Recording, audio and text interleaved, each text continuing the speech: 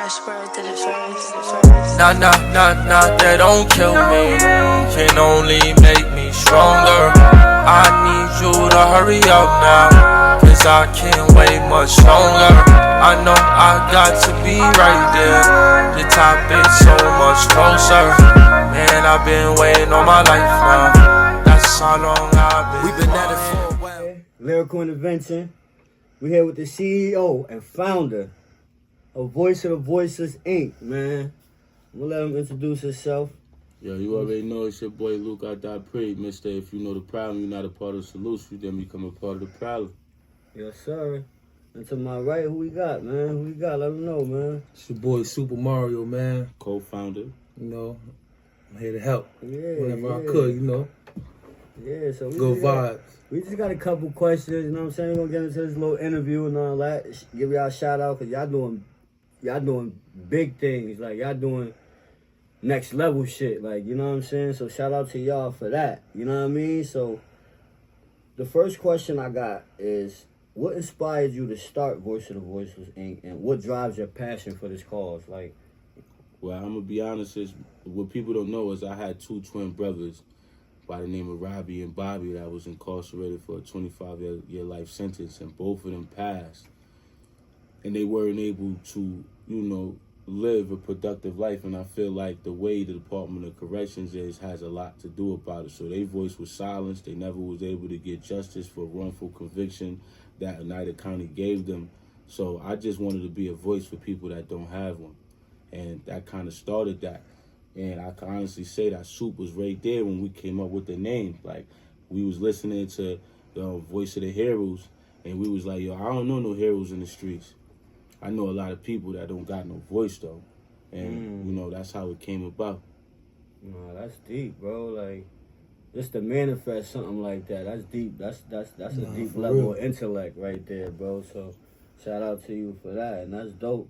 Soup, you being right there and witnessing and all that before y'all actually putting it in motion. That's just amazing. So shout out to both of y'all for that, bro. I mean, we really put that pain in when people doubted us. You know what I'm saying? Yes, sir. We up 4 o'clock in the morning, 5 o'clock in the morning, while people sleeping, while people watching TV, they having a good time. We sitting there, we reading, studying. In prison. You feel what I'm saying? In prison. You know what I'm saying? And then I like to speak up for when I come out here too, because you got a lot of people that's indecisive, just like how I was before I went to jail. You know, whether they want to be in school, play sports, or they want to be in the streets. You got people that's indecisive like that. I'm the perfect person to talk to. No, that's official, man. And coming from where I come from, I'ma say I appreciate you for being that advocate for us. Like, you know what I'm saying? That's official, man. So shout out to you, bro. That's official. My next question is, can y'all share your organization mission statement and how it guides your work? Like, you know what I'm saying? Like, how it guides you, like. Well, with my phone now, I would have to get my phone, right? Because Voice of the Voices is the mission statement. That's what people don't realize, right? I found a creative way to just, like, realize that, like, I wanted to not be like all the other organizations that I seen, because I never seen them advocate for us in prison. So I created it how I feel like we have the ability to think deeper. Everything I do is like a 3-dimension. It has a deeper meaning to it. And Voice of the Voiceless, that was the first stage of that, man. And it kind of represents the reality that voices of individuals creating equal opportunity for deprived Americans, vocalizing, organizing intellectual consciousness, and educating, you know, silent society. And, you know, Voice of the Voiceless, you know, I might be paraphrasing it a little bit because, you know, I have to remember so much because I am the consciousness of the movement, but I just wanted to do something that nobody said felons could do. Because, see, they believe that we ignorant. They believe that we're going to keep repeating a revolving cycle. I wanted to show them that just like the founding fathers of this country, we could do something great, but not pilgrimage or rape or slaughter or destroy another entity to do it. Absolutely. Just, you know, uprise our people in the process. So, like you said, without sin. That's a fact, gang. Nah, yeah, man, that's amazing, bro. And Like, you know what I respect about that too is he's speaking up for people that can't speak up for themselves. and I respect that. And I was gonna say that it takes a lot of courage to even, with the way the world is now. Yeah, man. Like, you know what I'm saying? You probably wouldn't. It's hard to get a lot of people to follow this type of movement, and this is the type of movement that needs to be followed. Right? And you hear me? You know what I'm saying? I seen when we was locked up. I seen when people doubted him. You feel what I'm saying? And to where he's at right now, I'm really proud of him. To where he became, because I seen a point in time where he was ready to give up. You know what I'm saying? But it made him stronger that he didn't. You know what I'm saying? Absolutely. And look at him now. He up. Just with a little bit of patience, a little bit of motivation, determination. Look at him now. Yeah, man. That's y'all doing y'all thing, man. For you, how long you been home for? I've been home 9 months. Well, you been. I don't mean to cut you off. You been home 9 months. You moving around like real militant. Like it's people who been out here for 10 years and ain't got nothing going on. You been home for 9 months, bro. You got a whole movement behind you. So shout out to you, bro. You really inspiring, bro. So you know what I'm saying? Shout out to you, bro. Like that shit is. And I like what you doing too with the coaching and That's a everything with fact. the kids, because We that's gotta give you inspiring to your me. flowers. You feel what I'm saying? Appreciate Because it. that's something like I would want to get into, because you helping the youth, and those kids gonna remember that when they get older. Absolutely. They're gonna remember you. I appreciate it. One of the things that I want to definitely highlight is the fact that a lot of people have the luxury to mourn, right? I never had that luxury. Everybody that I lost in my family, my father, which is one of the real reasons why I changed my life, my brothers that passed, rest in peace to O, rest in peace to Life, rest in peace to Victorious. Rest in peace to all of them, man. I never had the luxury to mourn them because life was still going for me. You know, I was heavy medicating myself. And I know that Soup, me and him had this understanding because we lost our fathers, because we was raised by our fathers. Like, not everybody was raised by a father. I had the privilege to be raised by mine. And I took that for granted because I was in the streets. I never gave him something positive to reflect that I'm a junior. So if anybody can know who I once was, like, it's not something that I wanted to be. This is something that life kind of just thrown at me because I didn't know how to deal with my trauma and tribulations. Not trials and tribulations, because I feel like people that come from urban community, you deal with the trials from the moment you're born. Like, you the baby watching roaches crawl around you. You got your parents fighting around you, yelling, screaming, gunshots going off on your block. That's the trial. So when you get of age, now you're going through trauma and tribulations because your situation is still so complex.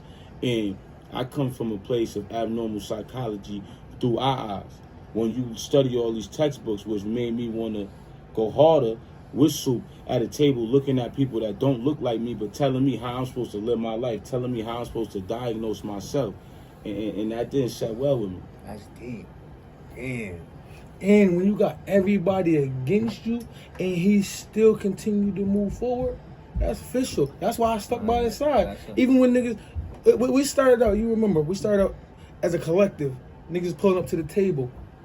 Little by little, you started seeing people dwindle from that table. I was the only one that stuck around.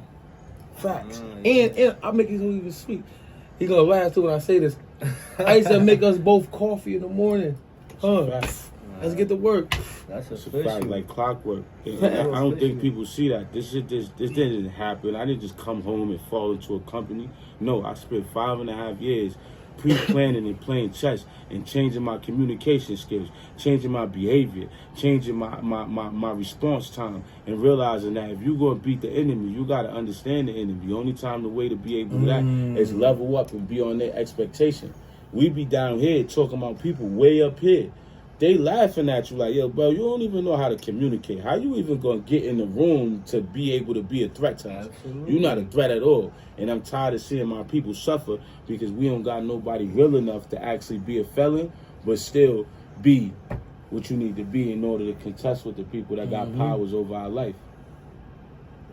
Yeah, absolutely. I agree, bro. Like, And all this is a sensitive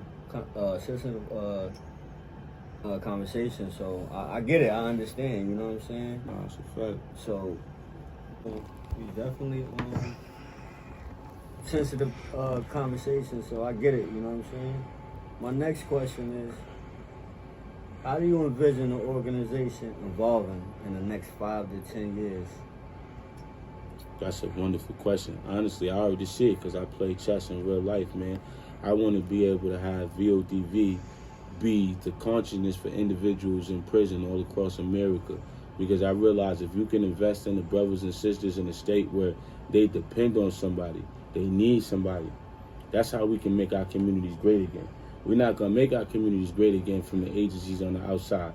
Because when a person come home from prison, they like a cancer cell. They insert themselves in the neighborhood they from and they spread diseases all throughout and they rot it from the inside out, right? So if you can make those people become who I've become, right? Well, who Soup become, who you become, right? Our community going to be great again just by default. Because it's not our fault that we come home and be angry and bump into everything like a crash out, right? Because we've been oppressed over long periods of time and in small departments, living in, cells the same size of a project bathroom where you can lean over, touch your sink in the bed at the same time. Like living in a bed that's the size of a gym mat that reflects the bottom end of a coffin. Like we buried alive and ain't nobody stepping in helping us deal with this trauma. Voice of the Voices is the keynote to show us that, yo, I care. I know you made a mistake. You got to do time for it. But you don't got to deteriorate in your heart and your mind because of it. You still got a voice. So I want us to be the new soldiers. I want us to be a bunch of little Malcolm X coming to our community and taking what life thrown at us and making something great. And I'm going to say this too. The higher you get with this, the higher levels you get, it's going to be people that's going to come after you. I'm already experienced that on a day-to-day basis. I'm talking about elite people. Yeah. You know what I'm saying? Because you speaking real shit. And any podcast you see, whenever somebody's speaking some real shit, some factual shit, and it's fucking up something else, they try to come after them. Yeah. And that's why I said this is a really sensitive, like for Yeah. you to even be, like everybody can't sit at that table. This a different kind of shit right here. Yeah. You know what I'm saying? Fact. So shout out to you, bro. Like for real, like it's man, yeah, man. Like it's crazy, man. But you doing your thing, though. Keep doing your thing. I know you gonna stand on 10. I know you. Like I know you personally since we was kids. You know what I'm saying? And to see the growth is absolute. I was just telling. This was Johnny, my first bully. That's what y'all know. I was just a little active little dude, man. Word. But nah, to see to grow up with you and to see this kind of elevation, bro, is fucking amazing, bro. Like, you know what I'm saying? I'm giving you your flowers. Like I told you, bro. Nah, bro, like this nigga pulled the gun out on me when we was 12. You know what I'm saying? Nah, But even though it's not funny, the we can look growth back is and amazing, reflect. bro. Like, you know what I'm saying? I salute. I'm a person that overcome. I come from overcoming. You know what I'm saying? So anybody that shit is a whole different energy for me. That shit get my blood going. Like, you feel me? So it's like that shit is real, bro. Like, you know what I'm saying? So I just wanted to give him his flowers. You know what I'm saying? And you too, Sue. Facts. You know you my guy. You know what I'm saying? You know we grew up together, damn near. Brothers on and off the court. Literally, like, Facts. you know what I'm saying? So shout out to y'all, man, for making that shit like and standing on it, like, you know what I'm saying, as men and holding y'all word. So, you know what I mean? We needed that. Like, you know what I'm saying? Like, we needed that. Like, you know what I'm saying? And it need to be more energy put into this. It need to be more people advocating. It need to be more people, you know what I'm saying, behind y'all in this. Like, for real. Like, I don't know, you know what I'm saying? I feel like it ain't enough. I know you ain't doing it for that. This is your sole purpose. Like, From this the is, heart. you know what I'm saying? Like, I knew, but I just feel like this shit should be on the whole. The shit that the positive shit you doing, the shit that you putting together, you know what I'm saying? The people you uplifting, you know what I'm saying? The minds you elevating, you know what I'm saying? I feel like you should be on another level, you know what I'm saying? But that's another story for another situation, you know what I'm His saying? blessings is definitely coming Absolutely. back. Those blessings is not going to go unanswered. Absolutely. One of the things I realized with our community, you heard, and this is what people don't realize. When Robert Brooks died, it was people all over this country, especially New York, that was trying to throw shade on my community, like we ain't fighting. See, I ain't just step up on the front line because, like, that was what was driven. I was just smart enough to see that, like, the narrative that they was painting about my city ain't true. We got fighters in my hood. Like, people that really on the front lines every day. It might be for different reasons. It might be for other, narratives, but, like, we do give to our community. There is people on the front line, and I didn't respect other people stepping in and saying that we wasn't representing and standing on business. So I just went overboard to prove that, like I'm really ready to die for this. Like, people don't see what goes on behind the scenes. They just see what I put on social media. But like every day that I say that I want to be something in this county or in a county that's not used to nobody giving them resistance, I put my life in jeopardy. Like, I sacrificed time with my kids. I've been going 5.5 years, bro. And I'm really out here I don't be partying. I don't be enjoying myself when y'all be seeing me on the road. It might look like it's fun, but this is a job and an obligation that comes with a lot of burden and strain, because every time I try to help somebody or I see somebody cry in front of me because they son was murdered or beat up in prison, like, I can't help everybody, even though I want to. I'm not at that ability yet. So the people that I can't help, it hurts me more and it overshadows the people that I could. That's real shit. That's real right there. That's real right there. Like, that's super official, man. Damn. Let's yeah, that shit make you, that shit. Because when you think about what he really said, like, it hit deep, because you could take that many different ways, but it hit deep though. Yes, sir. Yes, sir. Let's talk about advocacy and support. That's what we're going to talk about. What specific challenges do incarcerated individuals and families of those who lost someone in jail face? And how does Voice of the Voiceless, Inc. address those challenges? So it's 2 questions, bro. You feel what I'm saying? We're going to fuck y'all up with these questions. Nah. I ain't gonna lie. I think I was made for this, because at the end of the day, the challenges that we face off the rip is a communication barrier. A communication language, because we so used to flying, yo, my nigga this, like, my nigga that, or being angry when we communicating with people. When you trying to get your point across with people that have power over your family, you gotta stay from bias and focus straight on the facts. But nobody is educating our people to say, when you talk to a prison and your child or your son or your husband might be in need, make sure you let them know, even if it's not. This phone is being recorded and monitored for legal purposes. Right then and there, even if you don't know what you're talking about, you letting the other person on the phone that already feel like you don't know what you're talking about, that you do. And ain't nobody educating our mothers, ain't nobody educating our daughters. Like, yo, listen, if you don't protect your loved ones in prison, nobody will. So I feel like when it comes to advocacy, Voice of the Voices is so important, because the person that might have started his bid 10 years ago with everybody, that everybody died off and now he don't got nobody, and the police is using that for his advantage, he know that they got VODV, and we're going to pull up on them visits. We're going to pull up on that phone, on that kiosk, on that JPay, just like if we was raised with them our entire life. Because the people that call these phones every day and throughout the situation, like, I give them love. I love you, bro. We got the same last name, because my shit is 17B or 11B or 21B, whatever it is. That's your last name now. And I need my brothers, that's why I scream felons, I need them to understand that if we come together, just like, the LGBT community, we can create a coalition, we can create a culture that can make sure our kids don't keep repeating the same cycle. And I can't do it by myself, gang. Like, I want to, because I've been trying to do it by myself. You need a team of elite. Everybody needs a little team, man. You need a team, man. Like, I'm going to just say, from outside looking in, you're doing a good job, bro. Like, you know what I'm saying? And keep pushing. Yo, Soup, I got a question for you. What made you even, what made you get in, even believe in the vision? Like, because you know how you in prison, it be a lot of, you know what I'm saying? People yapping. Yeah, it's a lot, you know what I'm saying? So that's what they do. They do in prison politics, you know what I'm saying? A lot of talking, you know what I'm saying? So, a lot of people don't be getting shit done, you know what I'm saying? They come home and just all that prison positive talk go out the window. So what gave you that You know what I'm saying? What get? Alright, nah, bro, got something. This is it. You know what I mean? My whole life, right? I was forced to be around people I didn't want to be around, even in prison. So you read characters like that. You see 3 of him, 4 of him, 5 of him. So I know this character before he even get to me. So my reason for saying that, I seen shit that people didn't see in him. You feel what I'm saying?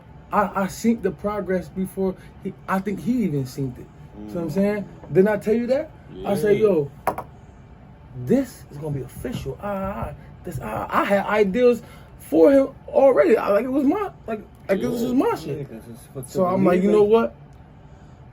I want to stand by him this one, because even though they don't believe in it, I believe in it. Nah, that's official. I believe it. I see where it's going.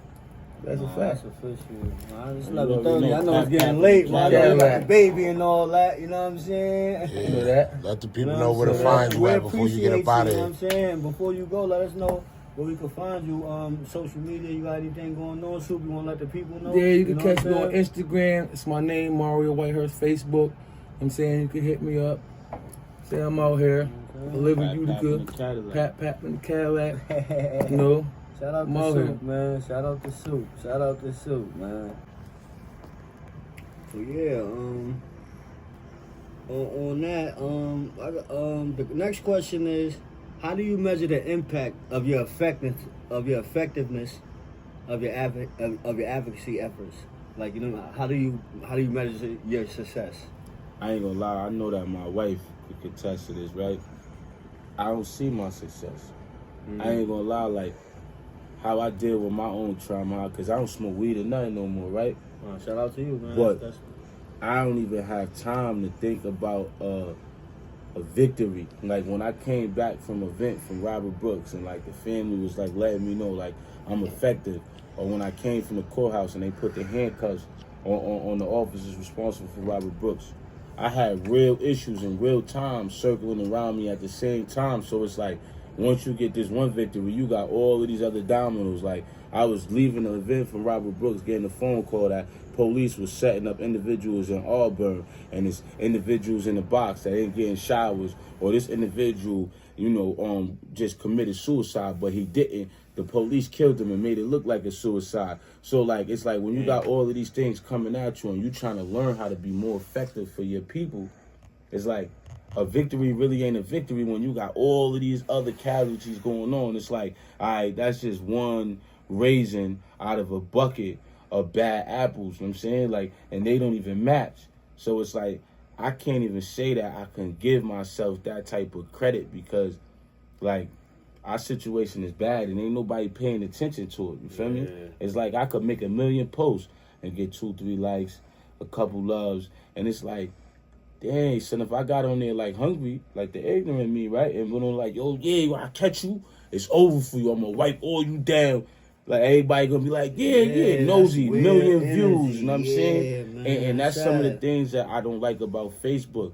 I feel like in Instagram, I can see people supporting positive energy, everybody trying to win. When I look at my local Facebook and my community, it's like everybody hating each other. Everybody trying to get bigged up off of the deterioration or the degrade of somebody else. And I feel like as a culture, we too much of a small city to have so much of a cutthroat mentality. Absolutely, you feel me? man. And for all of the people that did come and support the rallies and the things for Robert Brooks, I salute y'all. But for the people that didn't, I kind of just want to ask you, when you look in the mirror, man, do you really feel comfortable with the fact that, you know, this is the world that our kids got to live in? You know what I'm saying? And if we as elders, as adults, as leaders, as bosses, as gangsters, as weirdos, don't figure something out for our own community, we can't expect the politicians, the police, the governor, the mayor to do it. Because at the end of the day, in their community, their kids is safe. At that, when they get out of work at the end of the day and they go home, they whole neighborhood smell, look, and feel different than ours. And for me, that's a problem. Nah, that's official, man. Like, that's real, man. Like, that shit, you just fucked me up, bro. Like, nah, like, for real. So we gotta start advocating more. Like, we gotta come together, man. Like, for real. It's different, man. That's a whole, man.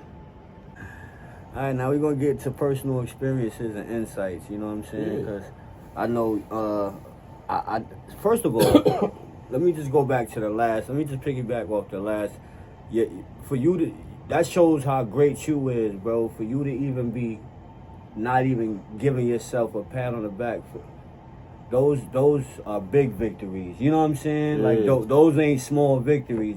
The shit you got going on is big, bro. So for you to even be like, oh, yo, I can't think about the small victories because it's so much more work to do. That goes to show how dope you is, bro. You know what I'm saying? Appreciate that. Nah, that's maybe I don't always see it, man, because I be feeling like every time, and it's nothing to my community. Every time I hear hungry, I be trying to feel. I be feeling like, yo, you know, like I'm never gonna outlive my past, gang. Like, and that's what for my kids, I don't want to be known as hungry.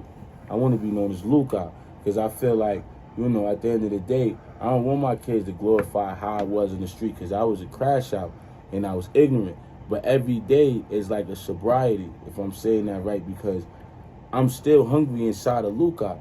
And like the Hawk, when he be getting mad and he be trying to like stop himself from turning green. Yeah, I get like it, bro. every day I be trying to learn how to be more of a solution for my community, bro. And I can't do that without a proper community surrounding me that does what Boogie did for me. Call me when I'm ready to crash out, because financially things wasn't adding up for me and I felt like I wasn't doing enough and I couldn't do enough. He like, yo, bro, stop putting that much pressure on your shoulders, bro. Like, you gotta realize that everything is a process, and maybe God wants you to go through this process so he can know you the right soldier for the job. And like, when I looked at it from that perspective, I'm like, damn. And then right after that, everything just ignited for me. That was the devil. If I would have fell victim, I didn't even realize my blessing was around the corner. And shout out to Barbara Brooks, my auntie, because I ain't gonna lie, she told me that. Like, yo, your blessings is right there. And look at me. VVS is on the wrist. Kids ain't really going through no turmoil, you feel me? And I can honestly say that I'm not in the streets, so I never was free and realized what free means. Like, realize when you see an officer, your heart don't gotta flutter because he got a job to do, just like I got a job to do. And at the end of the day, like, it is what it is. Nah, that's official, bro. Like, that's official, man. Like, that's super deep, man. Like, that's a shout out to you, bro. Like, and you look good. Jewels on, you know what I'm saying? You deserve that shit, bro. Like I said, I knew you for a long time. We kind of grew up together. Nah, so, we did grow up together. You know what I'm saying? We was stupid and boy shit. Yeah, like I tried to tell man. you, I'm from the bin all day in you know America. what I'm saying? So, shout out to Bud for giving me my name. Yeah, shout out people to don't Bud even Love, realize you know, shout out Bud to my gave brother, me my man. name. And it's crazy how I got that name, because when we was on West Street back in the day, people used to be on the corner, right? And I was always the one that tried to smack a beat pad out somebody's hand, distracted, go catch the lick, running the West name. Man, and one you had day, to be there. I don't know if Bud remember, I had did that to somebody, and when I came back after catching the lick, he was mad, like, you play too much. I'm like, you gonna eat that? I picked it up off the ground and I ate the beef patty too. He like, you mad hungry, gang? You want the lick? And you gonna eat a nigga beef patty? This nigga mad hungry, B, and it kind of like just stuck. Like the hood just kind of like tagged that narrative and was just like, yo, this a hungry nigga. And then realized like I've been like a fake orphan my entire life, you know what I'm saying? So it's like I was in Grizzy crib living with him. I was in this person crib living with him, living with this person. Like I really was the native in the hood where most people could say like, yo, hungry? You hungry? Yeah. Yeah, I am. Nah, that's official. Like, what's up? Yeah, you gonna let me eat? I'm here. Whatever you need me to do, I'm loyal too. I'm gonna do whatever for you. I'm gonna crash out. You ain't got nobody to crash out for you. I'm gonna do that because I need that love and support. You feel me? Yeah, but you see the. That's a problem right there. You see I'm just saying that to see how we gotta grow up. You see the mindset. Bro. You see the mindset we gotta have just to be. You know what I'm saying? Just to get survive. by every day. Just to survive. You know what I'm saying? That shit ain't right, man. That shit, like the way we grew up, we not living the right. We wasn't living right this whole time. You know what I'm saying? We thought we was living the right. We wasn't living right at all, man. Experiencing all this trauma That's not life, man. Like, well, if anybody know about, psychology, because, like, I really be knowing what I'm talking about. That's what people don't fail to realize. People ain't just paying attention to me because I created an organization that got a nice name. Like, it's something called the Kilbert theory. And then a lot of people don't know is there are people that do studies on this to say that we won't make it past the conventional stage and pre-conventional stage. And what that is ages between, say, 15 and 17. So they say our minds don't develop past that. Even as adults, most people don't reach past that stage. And, I might be paraphrasing a little bit, but the reality of that is you see grown men, grown children in these communities, from their tantrums. You notice it from their behaviors and how they want to depend on women. You see son, and he been home 5-6 years and he's still driving around in his girl car, not his wife car, and his girl car. He's still living off of her because she on unemployment or she take welfare, and he don't got no real sense of responsibilities. That's why it's so easy for them to be sent to prison and they accept it, because their whole life was revolved around depending on other people without subconsciously understanding it. So it's easy for you to wake up and go to chow and go to lunch and go to dinner. When you got to get in the shower, you okay with times you got to get on the phone, because your life is like a metaphor of that same type of formula, because the formula stays the same.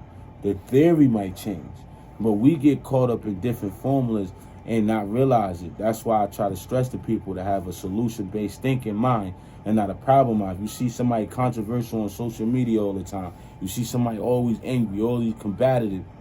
Stay away from them. Absolutely, I problem solution That's mind. that energy. Yeah. You see somebody that something happened to them, they immediately look at the brighter side of situations. Or you see somebody that's always happy, that's because they was blessed with a solution-based mind. They ain't got time to focus on what's going wrong. They too focused on trying to make shit right and focus on shit that is right. I'm saying, and that's what that theory come. Either your glass is half full, half empty. Nah, absolutely, bro.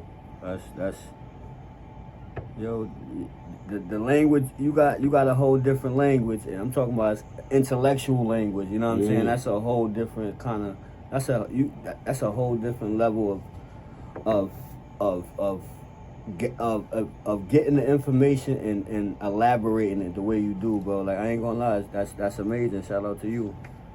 Now the question I got for you for your personal experiences is.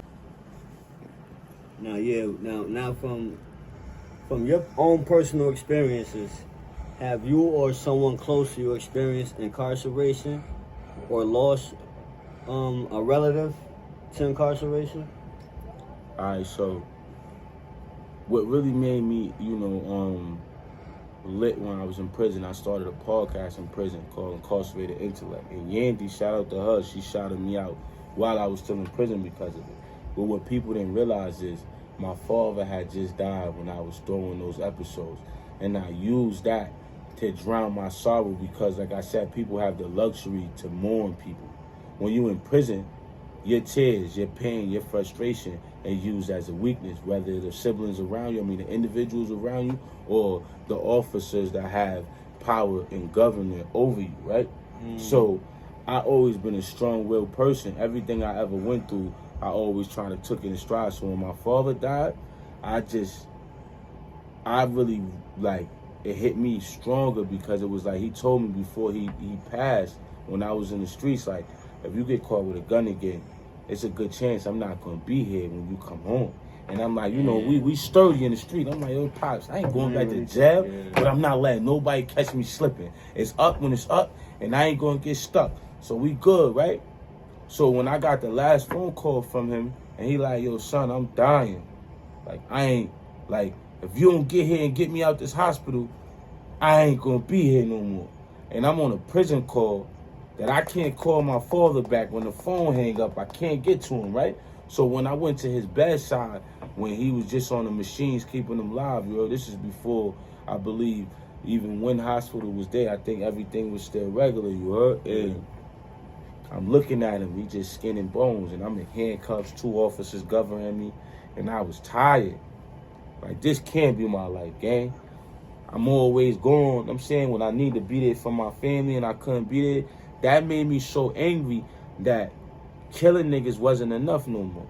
Like, destroying my community, being the toughest motherfucker in the yard, being able to be shot and then come back victorious wasn't enough for me anymore.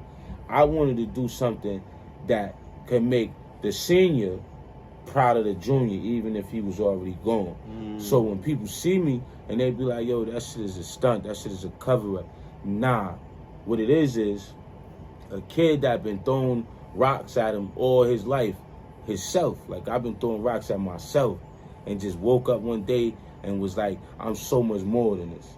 I could be so much more than just being hungry in the streets. Because that shit only go from a certain block radius and then your vision die out. I wanted to be a vision that could grow a flower from the roots of prison, gang. And I hope that's what I'm achieving. Nah, bro, your story is amazing, bro. Like, I ain't gonna lie, like, your whole story is amazing, bro. Like, keep doing your thing, bro. Like, for real. So, my next question is, what you believe the most pressing issue facing incarcerated individuals and their families today? I ain't gonna lie, the truth is the language barrier. I gotta keep going back to that, man. Until we learn how to talk in the proper way, communicate our issues, communicate our pain, communicate our dangers, our ideas, our frustration, we gonna always allow other people to put us in a box that we don't even realize they putting us in. Because the only reason why I'm effective is because when I get in the room with these individuals, I demand the room by my communication skills. Because the only thing that separates you from an animal and a human is the communication, gang. You remove the communication, that's what you see. Are you crashing out? That's because nobody's teaching them how to communicate their pain. And if you can't appropriately communicate it, you're going to deal with it in a vicious way. So the issues and the systematic issues of the Department of Corrections, no, it can't be dismantled by communication. But the individuals that have the ability to do that will be weeded out and be able to have a light shined on them by their communication, so we can use them as the voice and as the solution to help offset the balance that's destroying our households and our homes all throughout this country when it comes to the consciousness of individuals trying to make a way or trying to cut a corner in order to make sure that their family have a house and four corners to live in. You know what I'm saying? That's amazing, bro. Like, that's this shit. Just hearing you speak, bro. Like, I be locked in, bro. Like, you was there with me when we was kids. Yeah. You know how ignorant. Like, and I don't want to say I'm ignorant because I don't want to look at my people as that. But at the end of the day, yo, what's poppin'? You already know, man. I'm bulling out. Ain't nothing, bro. At the end of the day, it is what it is, gang. All them niggas gotta get wiped down. Like, it gotta be more than that. Like, you gotta be able. I vividly remember. You bro, gotta like, be able to know that. Like, at the end of the day, what they told us on the media and in the streets and on the tabloids and on the TV, when you see everybody iced out, that's why I wear this watch. Because I want the kids to know I ain't get this because I'm in the streets. I got this because I was stared up and I was a gentleman before I was a gangster. That's the only reason why I'm receiving some of the blessings that I'm receiving.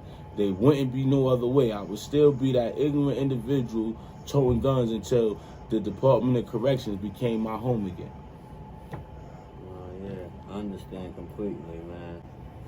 So my next question for you is, what advice would you give to somebody trying to advocate for this same cause? You know what I'm saying? Like, what would you give them?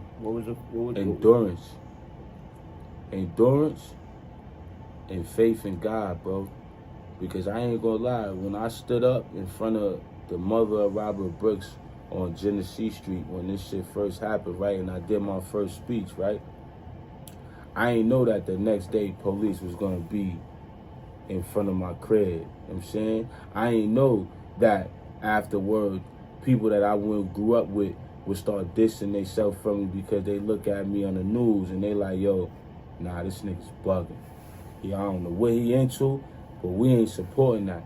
I ain't realized that I would get a fluctuation of inboxes from people all over the state and all over the feds and all in Cali and Chicago prison saying that we need you to step up for me. Like, that shit just was forced in my lap. People think that I just know. I had a plan on making VODV be the first pre-entry program for people incarcerated. Like, that's what my business was based off of. When Robert Brooks died, God changed my plan. It wasn't me. And I was just real enough to have the endurance and the faith in God to weather through all of the things I experienced in the last 9 months. Because what people don't realize is Hungry never cared about nobody. Hungry ain't never sacrificed nothing without a material gain. I ain't received no benefits. I ain't received no cash flow for what I'm doing for my people. And people might think that because I got a strong support system. My wife will cash out on me any day. I'm saying I got brothers that love that I'm actually walking away from the streets because they know that I should have never been there in the first place. Like, yo, we support you. We stand behind you. And because of that, I'm able to do what people do as a hobby, as a career, for a living. And at the end of the day, anybody trying to follow what I'm doing, I need them to know they got to start right now. Don't wait till something happen to think that you're going to put a couple words together on a piece of paper and call it a business plan and it's going to work. Because there's going to be other people that then already try to attack me that you're going to need to be quick with your answers. You're going to need to be on your toes and you need to be serious about what you're talking about and know what the fuck you're talking about. Because we say we know what we're talking about because we study 3 lines in about 8 books. And we think that we could take that knowledge and put it together like people ain't going to dissect that and ruin our legacy and drag us through the mud because we playing with something that has lives in jeopardy, that have people, futures in the balance. I ain't playing with this. When everybody sleep, I'm up still reading. I'm up searching. I'm up researching. Like bags under my eyes. I came home 2:30. I'm probably like $1.70. This ain't fun. So if they getting in this because they think it's fun because you on the news, nah, man, you gotta look at that behind the scenes of the turmoil that your family gonna have to suffer. Your kids gonna have to suffer because you gonna have to go when they call for you for service, just like the military. You gotta get on that road. And that's what the narrative of Malcolm X and Martin Luther King, the stories of Marcus Garvey that's not told. Their wives suffered. Their kids suffered while they on the front line. Because every microphone you see them in front of, yo, that's a daddy-daughter date that he should have been to that he couldn't be to because he sacrificed for his family. I mean, for his overall family, because my family is the prison community and my inner family is the kids and my wife. And I don't think people realize that comes with a lot of mental bondage and burden. It does, man. That's tough, man. That's just to balance all that, man. That shit is tough, man. I know. Yeah, bro. So that shit is that's life is a balance, man. It's hard to find a balance in life. So you know what I mean. That right there is just to be an advocate for something, and to be trying to do the right thing and raise your kids and shit, and you just gotta hit the road. Oh, you gotta front line here. That gotta be rough, man. That gotta be rough. My next question is going to be about collaboration and community engagement. You know what I'm saying? Like, so the question I got for you is, how does Voice of the Voiceless Inc. collaborate with other organizations, government agencies, and community groups to advance the mission? Like, you know what I'm saying? Well, that's funny you say that. I want to first shout out Roosevelt Patterson. I want to shout out Snug, Troopy. Shout out to Snug. Shout out to Troop, man. I want to shout out to the Utica Police Department. I want to shout out to the mayor. I want to shout out to Freedom is a Must, and I want to shout out UBC because they say they take a village to raise a child, right? Absolutely. I don't feel if we offer solutions, there should be any competition. If we all want to help our people, why is it a division? So I wanted to come into my community and support the other agencies that was here already. So when I go into Rebuild the Village, I go in as a student. I go tucking I don't care how much accomplishments I'm doing. When I go in there, yo, how can I help? I'm not VODV. I'm a regular person that appreciate what y'all doing. And I feel like if organizations could do that more and not feel like we got to match sizes of our genitals, no, excuse my French, we would help more people, because it's impossible for any agency or any organization to say, I got all the solutions and what you seeing and what you doing, it can't help me at all. No, you might see something I can't see, and vice versa with them. And what I see with lyrical intervention that touches me so much is y'all providing a mental health service that y'all don't even realize, gang, right? Because when somebody come on your platform that might have didn't have a voice, right? Or might have didn't know how to communicate their passion, you give them an opportunity to be able to be the next star, to be the next activist, to be the next solution. Because every time you feed somebody's dream and inspiration, you give them that much gas in the tank to walk out your doors and continue their journey.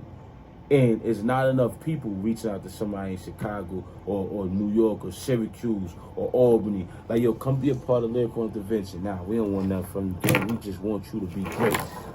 And that's it right there. Yeah. For man. you too, I just want to give you y'all flowers, because ain't nobody in the hood pull up to me. You know how many podcasts I done asked to be a part of since I've been home in my city? And now we ain't, no matter what's going, we ain't, yeah, we gonna get to you. And I'm like, yo, hold up, I got a voice. Oh, that's what it is. That's why I'm voice of the voiceless. Because I realize the people that should have a voice don't got nobody that's giving them a better choice. Absolutely. Absolutely, bro. I dig it, bro. I dig it. So what role do you believe community engagement and education play in promoting positive change for incarcerated individuals and their families? Well, I feel like education is an overrated word, because depending on what you educating the individual on, it could hurt them, it could help them. And in our community, we don't got enough educational systems that's not attached to these institutions that get paid to educate our kids. Where is the institutions? Where is the teachers that were a part of, you know, the Harlem Renaissance, that was a part of Sin City when it was still an Italian town, and our communities was enriched in power and uplifting, where your neighbor would catch your kid doing something, not only call your kid out, but knock on your door and make sure you was aware of it. Absolutely. You get what I'm saying? Yes, sir. So I feel like a lot of our problems in our community can't be blamed on outside entities or people that have governor and power over them. I feel like we drop the ball every day, that we walk by a little kid or we walk by a little girl or we see something going on and we like, it's not my problem, it got nothing to do with me, it ain't my kids. What happened to the tribal instinct? What happened to the community love? What happened to the What happened village? to the support of the village? Everybody is on mind their business, but everybody on Facebook not minding their business. To me, that's the most controversial, you know, ridiculous thing that anybody could do to themselves. Absolutely. Because all of these bodies, all of these sorrows, all of these pains, some of those could have been predicted or prevented by that knock on that door. You know your son out here wilding, right? What? Where you at? Because nobody want to be embarrassed. Nobody want to be called out as they not being the proper parent, right? But they don't got to worry about that no more, because ain't nobody going to call you out on nothing. So, like, respectfully, we need to police ourselves, man. We can't say police is killing us, police is doing this, and at the end of the day, the people that got the power to step up and do something about it is sitting on the sidelines talking about it ain't none of my business. Because that ain't none of your business mentality might be the reason why these kids is running in your business, stealing, vandalizing. Nah, keep that shame. It don't got nothing to do with Absolutely. you, even when it got to do with you now. Absolutely, that's official, man. And that's real talk. It all connects, man. Like, it all connects back in the community. Like you said, like, we gotta do better. Like, we gotta, you know what I'm saying?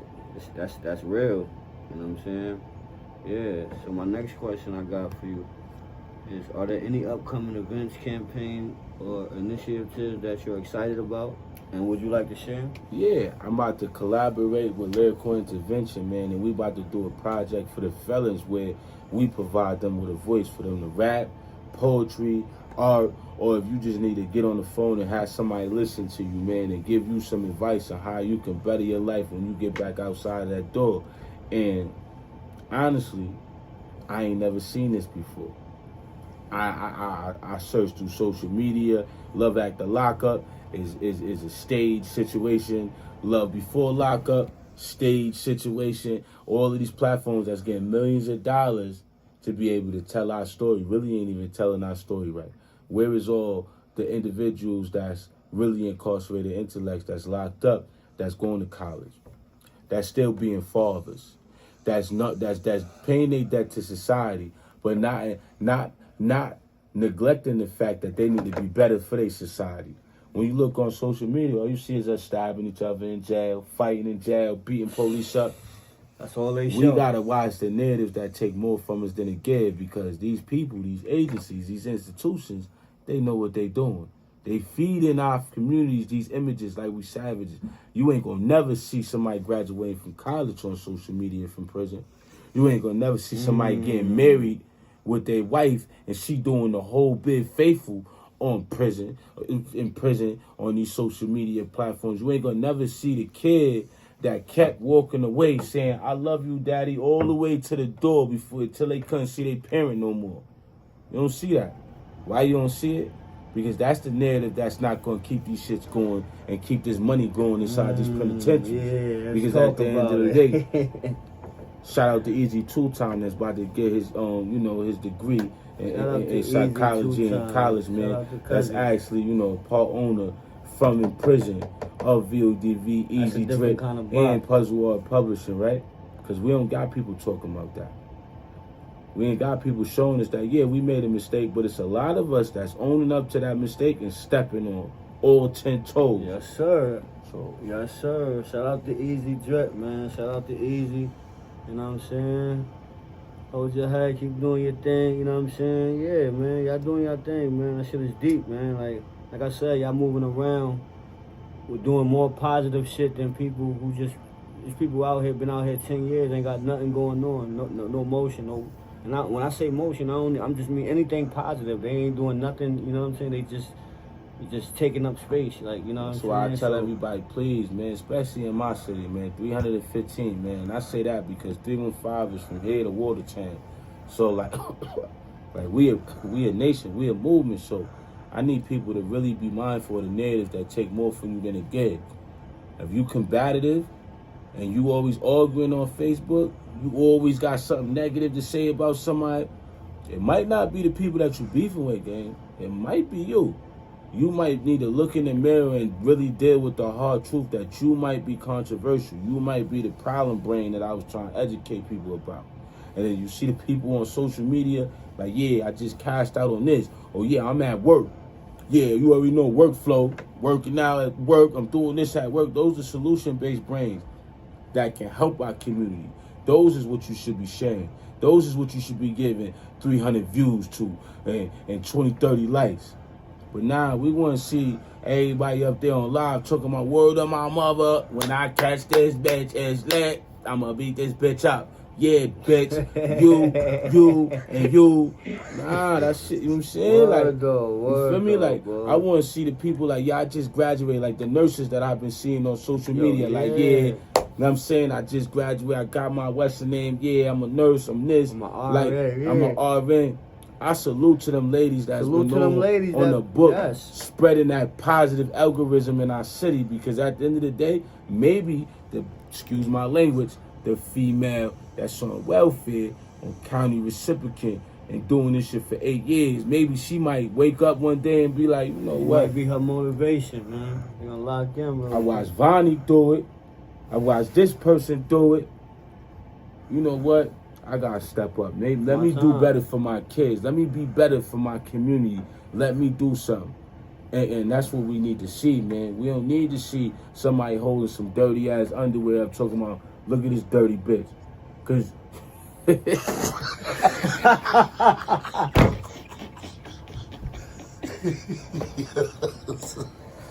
oh my God. Because at the end of the day, you don't know what type of mental anguish that person is going through to where they stop taking care of themselves.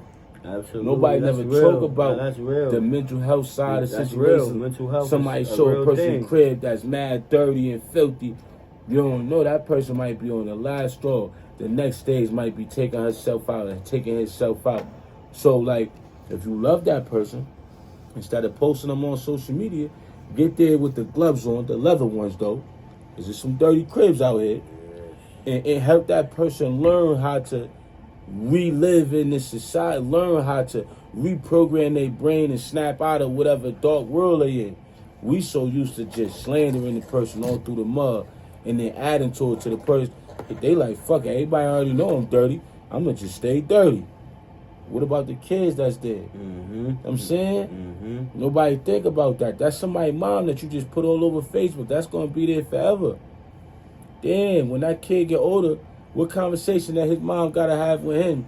Cause he like, Ma, why you on, you sucking that man off on, damn, Ma, like, come on, Ma, why my classmates talking about they see you on social media doing this, you feel me? That's what I be thinking about, you feel me? Yeah, different kind of energy. Yeah, so I got 3 more questions for you, bro. I know we appreciate you for coming here, blessing us, you know what I'm saying? Voice of the Voiceless CEO, you know what I'm saying? So, yeah, these 3 questions is going to be about becoming an advocate, you know what I'm saying? So I got 3 questions for you. These 3 questions is, what steps would you recommend someone to take to become an effective advocate for incarcerated individuals and their families? 2 things that you gotta do before you step out and say you're gonna represent a group of individuals. You gotta study yourself first. Like, I ain't gonna lie, that was the hardest stage in me changing into LUCA Pre. I had to deal with the honest truth that I was fucked up. That maybe some of my communication with other people was based off of my behavior. You know what I'm saying? How I view life, how my tunnel vision is. You know what I'm saying? Because you go through so much, you could become angry. Like, and my kids helped me with that on the bed. Like, yo, Dad, why you don't never smile? Like, yo, come on, Dad, you always got the evil face in all your pictures. And then I had to really start realizing, like, dang, maybe I do got issues that I gotta address. Maybe I might need to talk to somebody, you heard? So when you get through that stage, then you gotta study your people. You gotta start doing the hard pull-ups. And let me highlight you, bro. And start testing your theories out there. And God gonna show you, like, now this is what you're supposed to be doing. Because you might not could be an activist. Because you might not be able to have the ability to have somebody tell you fuck you to your face. And then you come back them with a rebuttal that matches their same energy, but don't make yourself as ignorant as them. Like, when I was in a box, because they locked me up for my organization while I was in prison, the police looked at me while I'm through the gate, right? He said, you an educated nigga. Real quick on my toes. I looked at him through the little window. Like, so you just called me smart and ignorant in the same sentence. And I'm the one that's stupid. His face got so red, right? But right then and there, he realized how stupid what he said actually sound. Now, what he wanted me to do is turn around and start kicking the door. Fuck you. Nah, why am I going to raise my blood pressure, right? And make myself angry and take years off my life for something that's not worth it. I'm not going to give the enemy that much energy over my life, you heard? So if you're going to be an activist, you got to really study people first. Study yourself, study people, and then get into psychology and actually know why we make the decisions that we make. Because you can't fight for somebody that you don't even know why they're in that situation. And we got a lot of people and agencies getting a lot of money from our suffering when everything they know about us is read from a textbook. Like, you got people coming into our cities, into our community, talking to our kids based off of something they read in a textbook. Not something that they felt, not something that they experienced. So it's not coming from a place of passion. And if we look at all the artists, all the great painters, all the great advocates, all the greats of anything, all the goats of everything, they were great because they were passionate about what they were doing. So my advice is, like I said, know thyself, know the people around you, use them as pilot programs to get to know how you can effectively help people in times of crisis, and then study psychology so you can know why you need to help them in times of crisis. Without those elements, you're going to be like a lot of other agencies that I've seen where you got to teach them how to be more effective. Prime example, people talking to your children, you yelling at them.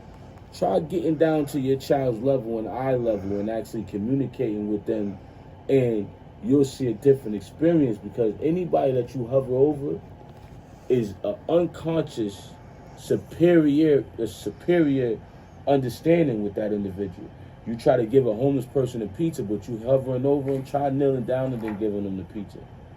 You're going to give them a wellness of understanding that they didn't experience from nobody else that walked by them every day and gave them money, but gave them money and made them know that I'm a king and you're a peasant.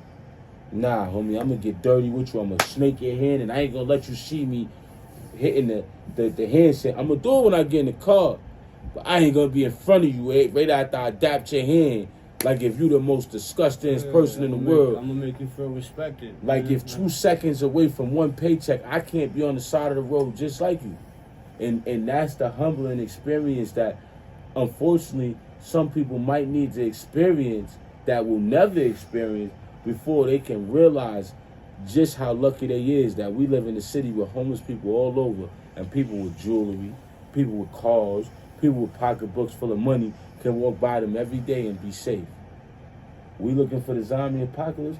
All the homeless people gotta do is get together and say enough is enough. We already at the bottom, so we gonna crash out on any and everybody. Look how different our community could change. You feel me? Right. That's some shit, man. You talking that shit, bro. Word. So my next question is, are there any specific training programs, resources, or mentorship opportunities that you would suggest for someone looking to get into this kind of work? Well, I could say that, like I said, I created my own programs with the syllabus in it. One of them is called DOA, because I did a seminar at Hamilton College and a couple other places. That's amazing, bro. That's amazing, man. Bro. Shout out to you for that. And it's based on a theory that I created, man. It's called deadbolt disorder. And what it is we are programmed to think and move a certain way that's like by default, that's really not our fault. And DOA is one of these programs that's created from this theory, and what that is domestic violence, opioids, and alcohol. Because I believe through my studies that I created, you see a person that has alcohol problem, that's not their problem. So the people that's fixing, so-called addressing the alcohol problem is not fixing the problem, because it's the underlying trauma or something else that causes him to medicate himself over and over again to escape that world or that trauma. If you think by diagnosing him an alcoholic and addressing that issue is going to save him, it's not. It might set him on the back end, and now he doing dope. Now he popping pills. You know what I'm saying? You told him he couldn't do this because that was the problem, but you ain't identify that the problem is the fact that his father beat the shit out of him, and he carried that to his adult life, but he's smart enough not to beat the shit out of people because he don't want to go to prison. So he bounces the booze, right? And that's why DOA is what kills the household. It's a metaphor. So you might think it's domestic violence, but it's the alcohol that causes the domestic violence, triggered from his father that caused the alcohol. You know what I'm saying? You see how... So if you can't get enough out of this individual and know enough about the urban community to know that, hold up, let me dig deeper, because we put masks up. So you never gonna know a street nigga story unless a street nigga tell you. He might tell you bits and pieces just to get you to shut up, but you never gonna know his deep story, because at the end of the day, our community teaches us secrecy is the only thing that keeps you safe. And vulnerability is what can kill you or destroy your legacy in the street, because nobody want a mushy individual, right? Absolutely. So we tell our kids that, you know, they might fall into that onion theory, and what I mean by the onion is this is the seed of the onion. And all these layers that make the onion is all of the problems and the criteria of life that's been pushed upon the individual. If you don't have the knowledge to get through these onions, you never gonna get through to the core reasons of why we got 12-year-olds going through, crashing out, throwing 50 shots through a window. And at the end of the day, you got a Caucasian kid that follows the same abnormal psychology situations going into school, and they saying in court he has mental health issues. So what the fuck you think that the young boy that just, might I add, was protecting himself from another kid that was protecting himself? They don't got mental health issues? Or that's just, we just mass murders. We just evil individuals. Why? Because the people writing these abnormal psychology and writing these laws on human behavior and abnormal behavior don't look like us. So they could write into these books what to save their kids, but it ain't gonna save our kids. That's why the court we ain't never hear nobody in the urban courtroom when somebody getting sentenced to murder talking about this is connected to mental health. Why? But if you look at all these mass shootings, right? The first narrative that they pump is, mind you, mass shootings in public places that had nothing to do with a personal vendetta, right? You know, they got mental health issues. That's why they did it. Nah, maybe their parents was evil. Maybe they evil because their parents was evil, and maybe that trickled down into an unhealthy crisis. That the news feed false narratives and make it seem like, you know, it's acceptable. But yet, our urban community where these kids are smart enough to realize I'm not safe in my community, the police ain't protecting me, and my parents is oblivious to what's going on in the block, so I gotta protect myself. That mental bondage is not fair to our kids, and ain't nobody speaking out for them. Ain't nobody telling the narrative how it need to be told so we can protect them. That's the truth. That's real. That's real, bro. That's real. My last question for you is, how can someone get involved with Voiceless Inc. and support the mission?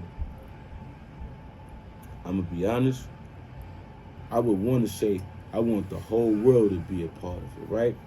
But then I realized every big movement from Black Panthers to Marcus Garvey, Huey P. Newton, it was destroyed from the inside out. People that infiltrated their organization and then dissected it for other agencies so they could destroy it.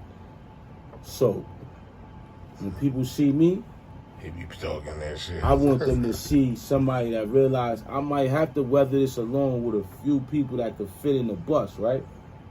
Because if we get it into blocks and countries and nations and states, we ain't gonna be able to see the double cross. We ain't gonna be able to see somebody creeping through the back door, because this is a back door population now.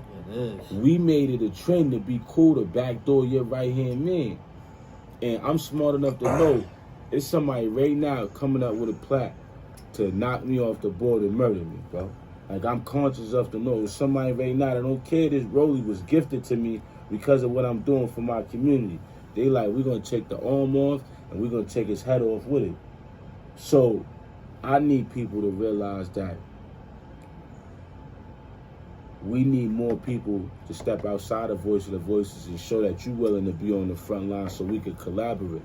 But as far as me taking private parties that's deciding to be a part of Voice of the Voices, you could be a member by showing your appreciation, buy a shirt, donate, pop up and love and like a post. It don't gotta be about money, just like and share posts. That's how you be a member of Voice of the Voices. But it take a lot of pain and suffering to sit at the table with the members and the directors of Voice of the Voices, because we basically say we sacrificing our life.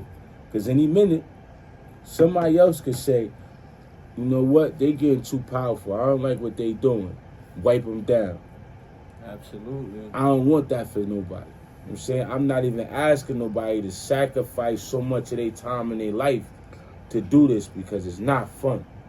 I don't know why people think being on the news for something that people are going to jail for because they murdered somebody and they been murdering people and getting away with it.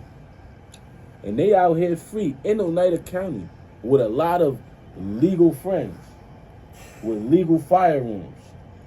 You know how my heart felt every time I see somebody that I know without uniform on that's a correctional officer that recognized me? Are you offended? Are you appreciative of what I'm doing? Or are you one of the people that feel like I'm taking money out of your brother's or your sister's pocket? Because in the street, I know for a fact a lot of people died over the cease of money, over disruption, over somebody changing something that they were used to. So like, I just want people to realize, like, yeah, I would love to be like I open up the floodgates. I want everybody to be VODV. I wouldn't want that for them.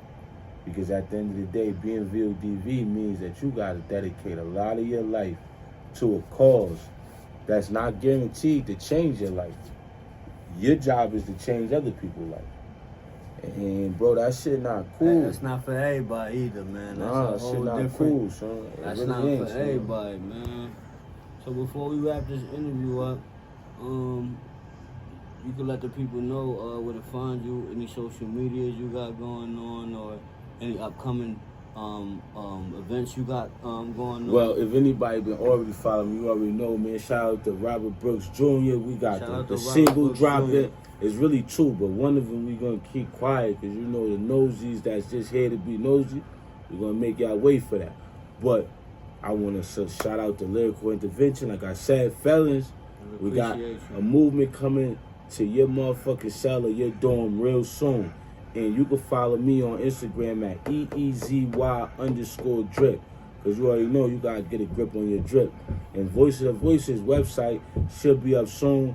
You know, just stay tuned to the platform and you'll get that information. But before I go, I just want to say one thing. If you know the problem and you're not a part of the solution, by default, you become a part of the problem. Respectfully. Respectfully. Lyrical Intervention. Appreciate you for pulling up, man. Keep doing what the fuck you doing.